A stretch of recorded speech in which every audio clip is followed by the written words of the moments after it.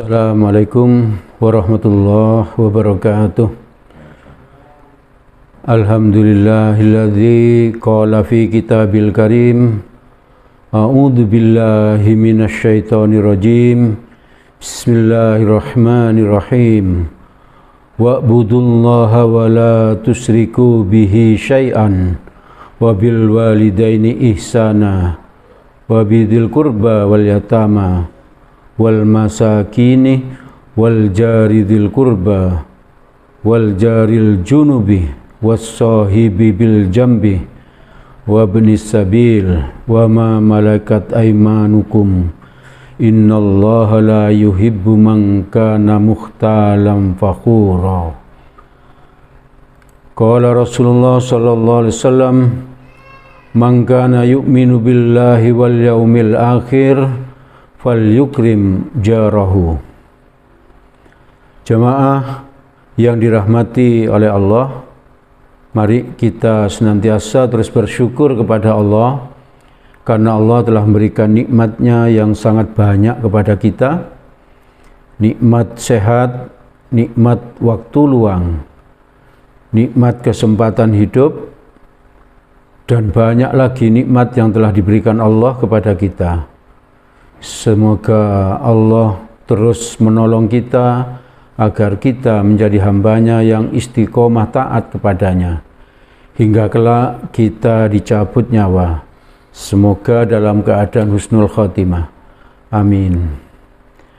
Jamaah yang dirahmati oleh Allah, suatu hari ada seorang sahabat yang menghadap kepada Rasulullah dan berkata, "Wahai Rasulullah, seorang wanita sering sholat malam dan puasa sunnah seperti puasa Senin Kemis, sedekahnya banyak, ibadah-ibadah wajibnya dia jaga dengan baik, namun lisannya sering menyakiti tetangganya." Maka Rasulullah bersabda, tidak ada kebaikan padanya, ia di neraka. Lalu sahabat tadi melanjutkan perkataannya, wanita yang lain hanya melaksanakan sholat wajib, puasa Ramadan, dan bersedekah hanya dengan secuil keju. Akan tetapi ia tidak pernah menyakiti tetangganya. Maka Rasulullah bersabda, ia masuk surga. Jadi para jemaah yang dirahmati oleh Allah, dari hadis yang diriwayatkan Hakim dari Abu Hurairah radhiyallahu anhu ini seharusnya bisa membuat kita lebih hati-hati di dalam bersikap kepada tetangga kita. Ada seorang wanita yang ibadahnya luar biasa, tapi dia masuk neraka gara-gara dia sering menggoda tetangga, sering menyakiti tetangganya. Tapi ada wanita lain yang ibadahnya biasa-biasa saja, tapi dia masuk surga karena dia tidak pernah menyakiti tetangga. Di dalam hadis riwayat Bukhari nomor 6014, Muslim nomor 2625 dari Abu Hurairah radhiyallahu an, pada pembuka tadi sudah saya baca, barang siapa beriman kepada Allah dan hari akhir, hendaklah ia menghormati tetangga.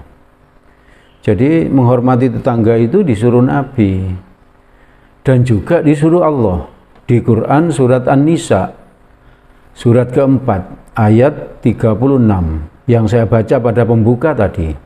Sekarang saya baca artinya, sembahlah Allah dan janganlah kamu mempersekutukannya, dan berbuat baiklah kepada dua orang ibu bapa, kepada karib kerabat, anak-anak yatim, orang-orang miskin, tetangga yang dekat dan tetangga yang jauh, dan teman sejawat, ibnu sabil, dan hamba-hamba sayamu, Sesungguhnya Allah tidak menyukai orang-orang yang sombong dan membangga-banggakan diri. Dari ayat ini, di dalam sebuah tafsir dikatakan bahwa Allah telah mensejajarkan perintah untuk berbuat baik kepada tetangga dengan perintah menyembah Allah dan perintah larangan untuk berbuat syirik. Jadi berbuat baik kepada tetangga disejajarkan dengan apa? Dengan perintah menyembah Allah. Perintah untuk tidak berbuat syirik. Berarti bahwa berbuat baik kepada tetangga ini merupakan suatu keharusan. Juga berarti bahwa menyakiti dan mengambil hak tetangga merupakan dosa yang besar. Para jemaah yang dirahmati oleh Allah, begitu pentingnya berbuat baik kepada tetangga, sehingga malaikat Jibril selalu berwasiat kepada Nabi untuk berbuat baik kepada tetangga. Seperti yang ada di hadis riwayat Bukhari dari Aisyah radhiyallahu an, Rasulullah sallallahu alaihi wasallam bersabda, Jibril terus mewasiatiku tentang berbuat baik kepada tetangga, hingga saya menyangka bahwa tetangga akan menjadi ahli waris.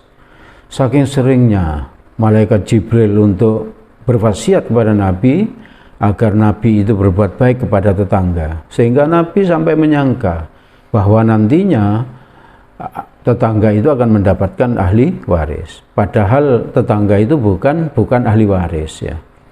Tapi itu arti kiasan saja dari Nabi, betapa malaikat Jibril itu selalu berwasiat tentang berbuat baik kepada tetangga. Maka ibu bapak, saudara-saudara yang dirahmati oleh Allah, mari kita berbuat baik sebaik-baiknya kepada tetangga kita, antara lain dengan cara tidak mengganggunya. Hadis riwayat Bukhari nomor 6016 dan Muslim nomor 46 dari Abu Hurairah radhiyallahu an, Nabi bersabda, saya baca artinya, tidak masuk surga seseorang yang tetangganya tidak merasa aman dari kejahatannya. Jadi kalau kita itu jahat kepada tetangga, maka kita pasti masuk neraka, tidak mungkin masuk surga. Berdasarkan hadis ini, tidak akan masuk surga seseorang yang tetangganya tidak merasa aman dari kejahatannya. Makna dari ini, kita harus berhati-hati dengan tindakan kita.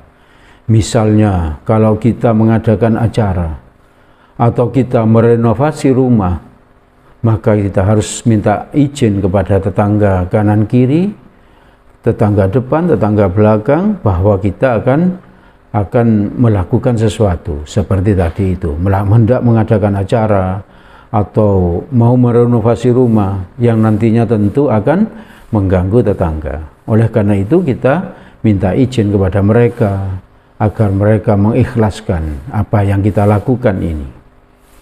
Juga misalnya kita nyetel musik, kita tidak perlu nyetel pelan-pelan dengan keras. Kita setel aja pelan-pelan gitu ya, agar tidak mengganggu tetangga.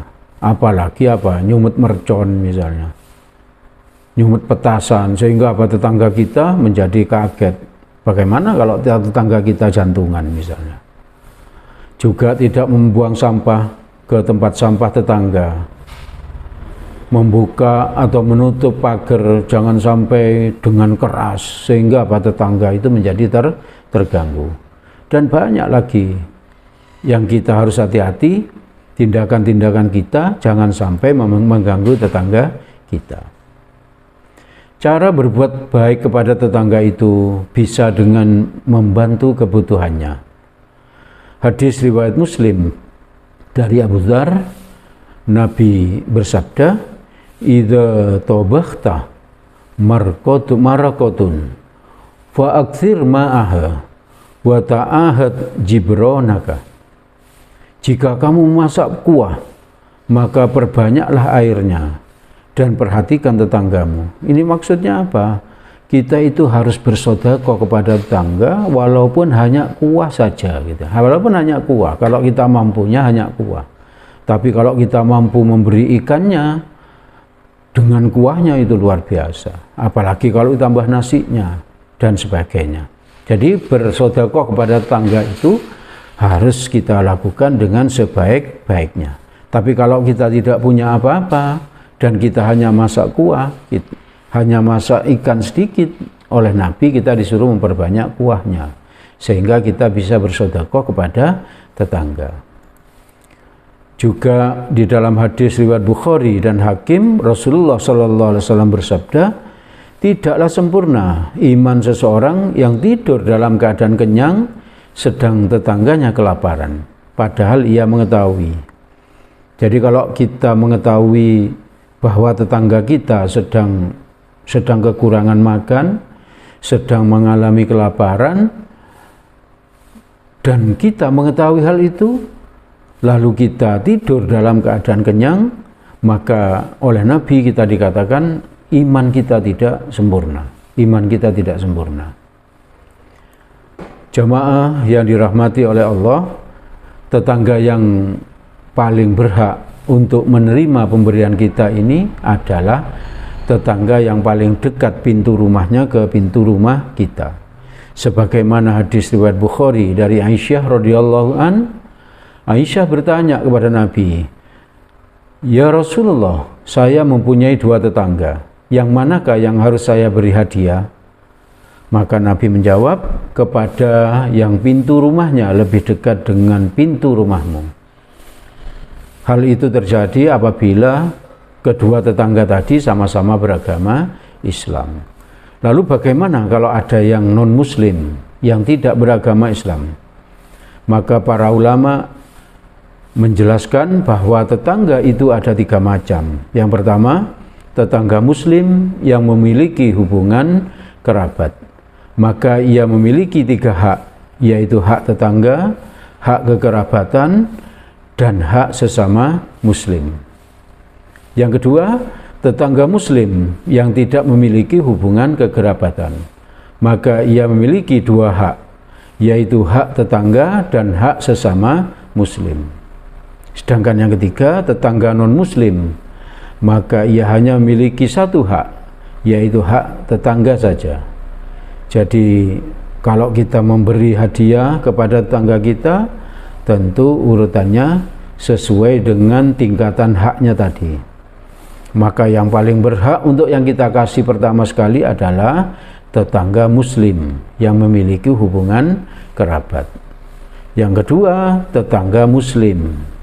Yang ketiga, barulah tetangga yang non-muslim. Jemaah yang dirahmati oleh Allah, cara berbuat baik kepada tetangga yang lain seperti memberi salam, menjenguknya ketika ia sakit, bermuka cerah di depannya, menasehatinya dalam kebenaran, mendoakannya, dan lain sebagainya. Ibu bapak, saudara-saudara yang dirahmati oleh Allah, Nabi mengancam kita apabila kita bersikap buruk kepada tetangga. Sebagaimana hadis riwayat Bukhari Muslim dari Abu Hurairah radhiyallahu an, Nabi bersabda, "Wallahi la yu'minu, wallahi la yu'minu, wallahi la yu'minu." Demi Allah tidak beriman. Nabi mengulang lagi, demi Allah tidak beriman. Demi Allah tidak beriman, diulang 3 kali oleh Nabi. Sahabat bertanya, "May ya Rasulullah, siapa yang tidak beriman ya Rasulullah?" Nabi menjawab, "Alladzi la ya'manu jaruhu bawa'iqahu." Orang yang tetangganya tidak aman dari gangguannya. Jadi ibu bapak, saudara-saudara yang dirahmati oleh Allah, mari kita hati-hati. Sekali lagi harus berhati-hati. Jangan sampai tetangga kita merasa tidak aman dengan kelakuan kita. Jangan sampai kita tidak sopan kepada tetangga kita. Ancaman yang lebih keras diancamkan oleh Nabi kepada apa? Kepada orang yang berzina dengan tetangga. Hadis riwayat Ahmad bin Hambal, Rasulullah Shallallahu Alaihi Wasallam bersabda, zinahnya seseorang dengan 10 wanita lebih ringan baginya daripada berzina dengan istri tetangga. Seseorang yang mencuri di 10 rumah lebih ringan baginya daripada mencuri rumah tetangganya. Jadi para jemaah sekalian, mari kita jangan sampai berlakukan zina, apalagi berzina dengan istri tetangga, apalagi berzina dengan suami tetangga. Dan jangan kita jaga diri kita, jangan sampai kita mencuri, apalagi kalau harus mencuri hartanya tetangga. Ibu bapak, saudara-saudara yang dirahmati oleh Allah, mari kita berusaha untuk masuk surga. Salah satu caranya dengan berbuat baik kepada tetangga. Dan jangan sampai kita masuk neraka karena kita zalim kepada tetangga. Ibu bapak, saudara-saudara yang dirahmati oleh Allah, itu yang bisa kami sampaikan pada kesempatan sore ini.